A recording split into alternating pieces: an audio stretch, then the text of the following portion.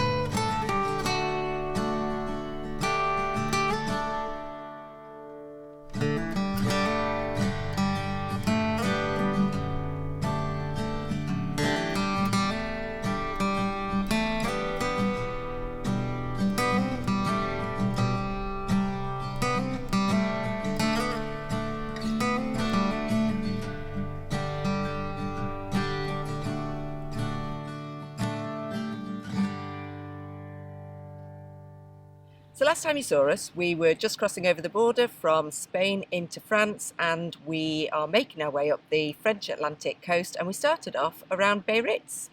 It's a beautiful, glitzy city on the coast and is renowned as the French surf capital. So have a look and see what a great day we had out in the beautiful Biarritz.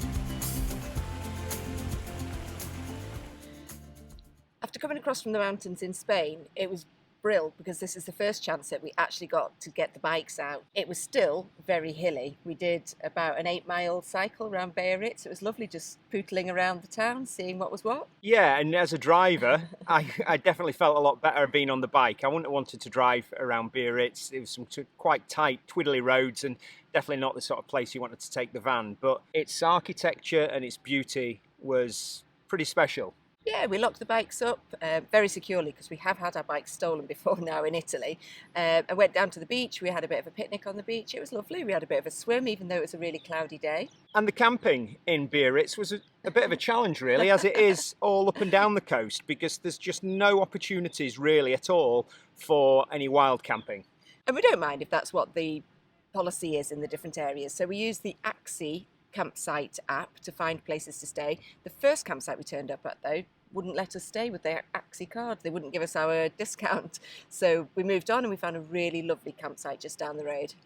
It was just a little bit outside Biarritz. You are Onia campsite. Yeah. And we couldn't actually believe the value of what we got. It had a spa-based indoor pool and beautiful leisure outdoor pool, really great facilities, and we definitely landed on our feet there. Yeah, it was only €21 a night, so we stayed for a couple of nights. A huge thing that we have noticed after crossing the border from Spain into France is the cost of food.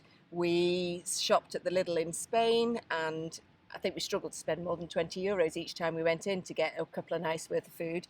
We stopped at the Lidl in Biarritz, was it? Yeah. And €57 later, we'd got a couple of nights worth of food. Big difference. And it does feel much, much more expensive, and we never thought that that would be the case. But the days, I think, of France being uber cheap are probably over. So then we headed north, and we had earmarked a bit of an area that had really good reviews, that was right on the beach. And it was justly deserved. It was an absolutely beautiful location. It was just over the sand dunes onto a really wild and windy beach for the 2 days we were there. It was €13 a night. A little man came round and made sure we paid up before we disappeared. And in the morning, bonus, A local bread man came round beeping his horn at 8 o'clock in the morning for French baguettes and pastries, which obviously went down really, really well on the air. It was a wild morning, and we took the opportunity for, I think, the only people on the beach to go for a swim. But the sea was really warm, and you just got to take advantage of being at the seaside. What was also really lovely while we were there is another French man turned up in his recently converted transporter. He'd only had it done about a month, and he was trying it out, and he was so lovely. He offered us a glass of pink rosé with him, which we were trying to be really good. We're trying to make sure we don't drink every night because we're travelling, we're not on holiday. So this was one of our nights that we weren't drinking, and it felt so rude to say no. So we did have a little glass. Granted, his English was a lot better than our French, but we got by, and we had a lovely evening together. We did.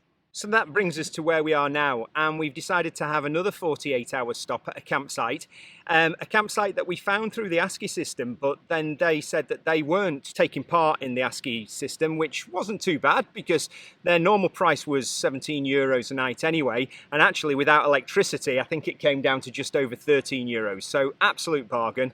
It's a classic Jackie and Richard campsite. It's really basic, but again, it's just behind the beach in the dunes, and it's just a nice place to stop for a very good reason. Yes, we haven't moved far up the coast actually from the air. We're only about half an hour further north.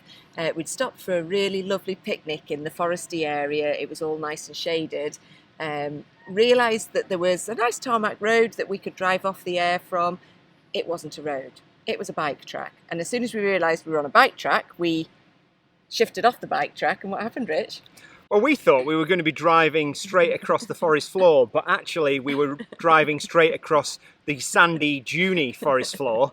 And within what seemingly was 2 seconds, we were axle deep and completely and utterly stuck. And I just completely lost the plot. Yeah, when we got out of the van, the wheels were sort of this deep in the sand and they were just spinning. There was no way we were getting out of there. And a very irate Frenchman was just going, look, look, look. We were like, we've done it now. You did panic a little bit.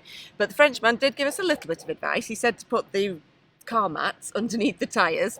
That didn't work. I like to say he wasn't an irate Frenchman. He was a passionate Gallic Frenchman who was just concerned for us. And he then sort of came around and really, really felt sorry for us. And he actually sourced a tow rope and towed us out. And with much relief, we actually got out. So that feeling, though, was not good. You were panicking. I just could not see any solution. And there's something to learn from that as to always think about where you're driving.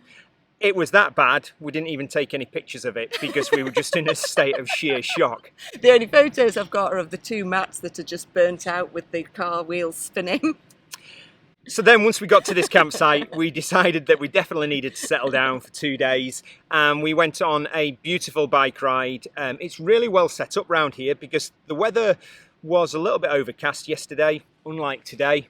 And they've got a whole series of bike routes around, and we went out for just over 20-mile ride. Yeah, it was all through different forestry land. It was quite undulating. It was really pretty. It followed a lake at some point, and we stopped off for a nice coffee. It was the first time I personally have been on the bike really since last summer.